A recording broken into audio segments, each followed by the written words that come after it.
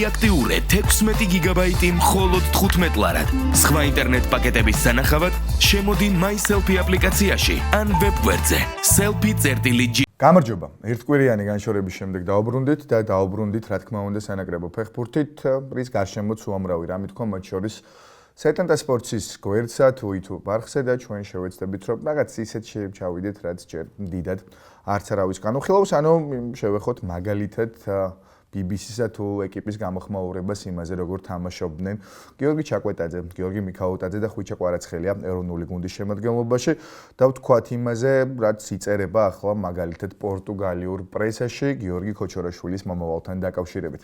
სასაუბრო ძალიან ბევრია, თუმცა ალბათ უნდა დავიწყოთ აი ამ ორმატჩიანი, საკმაოდ დაუბალანსებელი და უთანასწორო ორთაბრძოლით, სადაც საქართველოს ნაკრები არსობრივად სხვა დონეზე აღმოჩნდა, ანუ მივიღეთ ის, რაც ასე გვინდოდა. და რასაც ველოდით. ორი მატჩის ჯამში 9-1, საკმაოდ დამაჯერებელი ასპარეზობა ნაკრების ყველა გოლში. ახალი ტაქტიკური სქემა, რომელიც უილი სანიოლის მთავარი მიგნება, კაცმა არ იცის, რამდენ ხანს გამოიყენებს ფრანგი მთავარი მწვრთნელი 4 მცველიან სქემას, თუმცა ფაქტია, რომ სომხეთთან დაპირისპირებაში ამ ყველაფერმა გაამართლა. და თანაც როგორ. ჩვენ ვნახეთ საბა გოგლიჩიძის ბენეფისი ორივე ეროვნულ თუ თბილისურ მატჩში. ერთგან საბა მარჯვენა ცენტრალური მცველი იყო, მეორეგან მარცხნივ ითამაშა და ორივე პოზიციაზე ის თანაბრად წარმატებულად და უშეცდომოდ გამოიყურებოდა.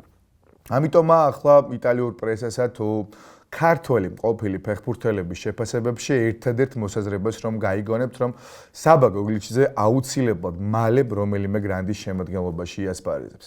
ეს პერსპექტივა სავარაუდოდ ზაფხულამდე უნდა გადავდოთ, მანამდე კი წარმატებები უსურვოთ საბას ემპოლიში, მას კარგად დაწყებული საქმე ბოლომდე აქვს მისაყვანი. საბა გოგლიჩიძესთან ერთად სასიამოვნო სიახლე იყო ანზორ მექაბიშვილის უმაღლესი დონის ფეხბურთი და ზოგადად ქართველი მოთამაშეების აბსოლუტური ბენეფისი, რომელთა საკმაოდ დიდმა ნაწილმაც ჰუსქორდისგან ტურის სიმბოლურში თავისი კუთვნილი ადგილი დაიმსახურა. მექვაბამ თბილისურ მატჩში 2 გოლი პირადად შექმნა, მათ შორის მეორე ჯერზე საგოლე გადაცემა გაუკეთა ხვიჩა კვარაცხელიას, ძალიან მოხდენილ სტილში, მერე თბილისურ უბნებში და ქუჩებში ამბობდნენ, რომ ამ მოქმედებამ გულშემატკივარს ლეგენდარული ჩავის პასი გაახსენა და რატომაც არა, ალბათ რაღაცები საერთო იმ დიდებულ მოქმედებასთან მექობას პას ნამდვილად ჰქონდა.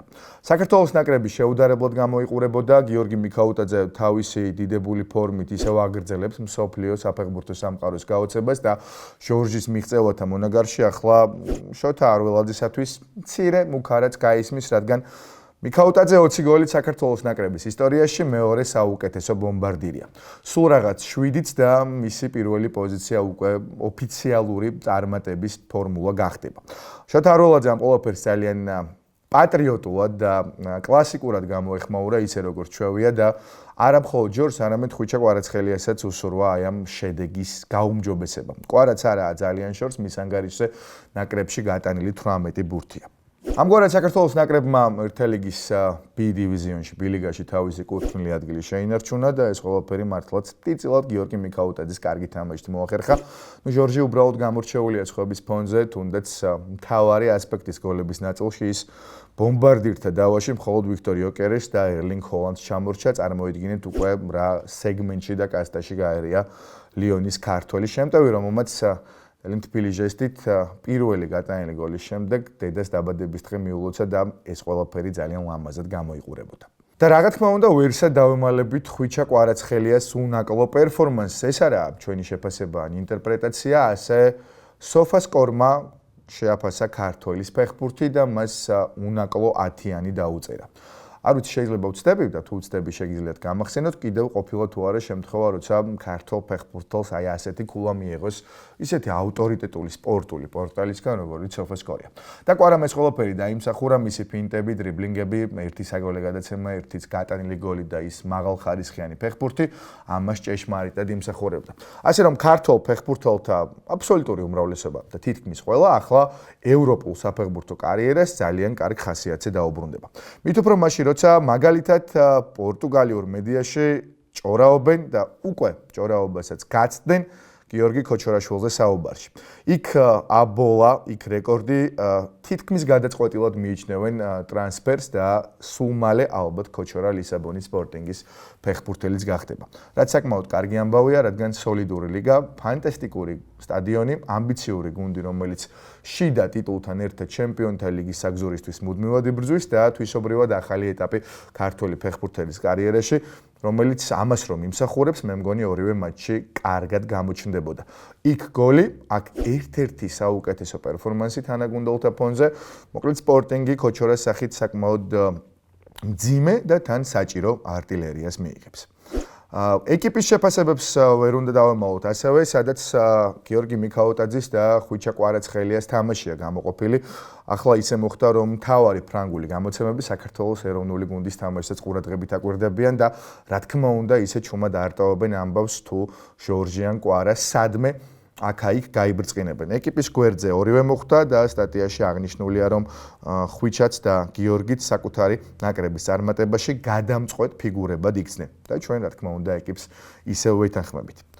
BBC წერს გიორგი ჩაკვეტაძის პერფორმანსზე, ჩაკვე უკვე იმხელა ფიგურაა, რომ თავისი კარგი თამაშით უეინ რუნის სიმპათიას იმსახურებს. ის რუნის საყვარელი ფეხბურთელია ჩემპიონშიპში, როგორც ლეგენდარულმა ინგლისელმა აქამდე გითხრა, ჩაკვეს ყველაზე მეტი საგოლე შანსი აქვს შექმნილი ინგლისის რანგით მეორე დივიზიონში და ახლა BBC გამოყოფს ჩაკვეს როლს ქართული ნაკრების წარმატებაში, თან რადასამალია გიორგის ბრწყინვალე მატჩი ჰქონდა, როგორც იქ ასევე აქ, თანაც ახალ პოზიციაზე დაიტესტა, რაღაც დროის განმავლობაში მარჯვენა გარემარბად უწევდა თამაში და ეს ყველაფერი კინაღამ დუბლით აღნიშნა. მაგრამ ამჯერად ის ერთ გოლს დასჯერდა. დაბოლოს აი ამ დადებითი და პოზიტიური ამბების კასკადის ფონზე ერთი მეტად სერიოზული უსიამოვნება, რომელიც ქართველი გულშემატკივრის საქციელმა განაპირობა და გამოიწვია. ახლა არის შანსი, რომ საქართველოს ნაკრებმა მსოფლიო ჩემპიონატის საკვალიფიკაციო მატჩი თურქეთის წინააღმდეგ სასჯელის ფონზე ან თავისუფალი ტრიბუნების წინაშენაც რაიმე დანაკლისით ჩაატაროს, რაც ბუნებრივია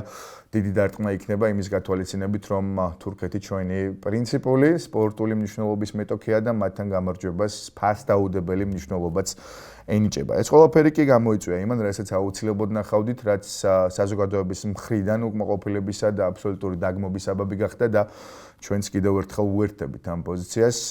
ეს არის ნაწილობრივ დიდწილად ეგოისტური საქციელი, რაც ფართო მასშტაბიან სურათში საქართველოს ნაკრებს კარგს არაფერს მოუტანს. ვერსიას აქ რამდენიმე განხრა და მიმართულება პრობლემის. ერთი ჩვენ შეგვიძლია ვისაუბროთ ფედერაციის მხრიდან არაჯეროვან მზაობაზე, სტიუარდების უყურადღებობაზე, ანაც სხვა რაიმე ფაქტორზე, მაგრამ ფაქტია, რომ როცა ასობით, ათასობით ახალგაზრდა გაზონზე აღმოჩნდება, ეს ქართულ ფეხბურთს კარგ სამსახურს არ გაუწევს. თანაც საკმაოდ უხერხულ მდგომარეობაში ჩავიგდეთ თავი იმის გამო, რომ ფონეტიკურ მსგავსებაში ჩვენ აგვერია სომეხი გულშემატკივრის მიმართვა ფედერაციის პრეზიდენტისადმი და ეს ყველაფერი ჩვენ ლანძღვა გინებად მივიღეთ. ამიტომ საკმაოდ სამწუხარო პრეცედენტის ფონზე იმედს ვიტოვებ მსგავსი არასდროს არაფერი გამეორდება და საამისო დამსჯელობაში შესაძლოა პრობლემის გადაჭრის რამდენიმე გზაც იყოს. ერთ-ერთი და ვფიქრობ ყველაზე მნიშვნელოვანი არის სასჯელის მნიშვნელოვნად გამკაცრება ადამიანებისთვის საფეხბურთო მატჩზე დასწრების აკრძალვა, ანაც რაიმე ძალიან მკაცრი სასჯელი, რაც ყველას დააფიქრებს, სანამ მწვანე გაზონზე მატჩის შემდგომ გადავა. მით უფრო იმ რიგითი გამარჯვების შემდეგ, რომელიც საქართველოს ნაკრებმა მოიპოვა, მით უფრო იმ კონტექსტში, რომ ჩვენ მეზობლებთან მოიპოვეთ გამარჯვება და ეს ყველაფერი უხერხულად გამოიყურება მას მერე, რაც სომხეთში ქართველმა გულშემატკივარმა იდეალური დახვედრა და მასპინძლობა მიიღო. ამიტომ აი ამ სასიხარულო ამბების ფონზე პრობლემამ მნიშვნელოვანი დაღი დაასვა ჩვენ განწყობას, მაგრამ კიდევ ერთხელ გვაქვს ძალიან დიდი იმედი, რომ ეს იქნება ბოლო შემთხვევა ქართული ფეხბურთის ისტორიაში. ისე კი თუ სხვა რამე საბაბი მოგვეცემა, მაგალითად მსოფლიო ჩემპიონატზე გასვლით, მაშინ დიდი სიამოვნებით აღმოჩნდები მეც სხვებთან ერთად გაზონზე. მოკლედ, გულშემატკივრის იმედი ნამდვილად გვაქვს ჩვენი ეროვნული გუნდის იმედი და ევროპულ ლიგებში ქართველებს წარმატებულ დაბრუნებას ვუსურვებთ. ამ ყველაფრის შედეგებს კი ჩვენ ზუსტად ერთ კვირაში აი აქ შევაჯამებთ. უღრმესი მადლობა ყურადღებისთვის, მე სულ ცოტა ხნით გემშვიდობებით.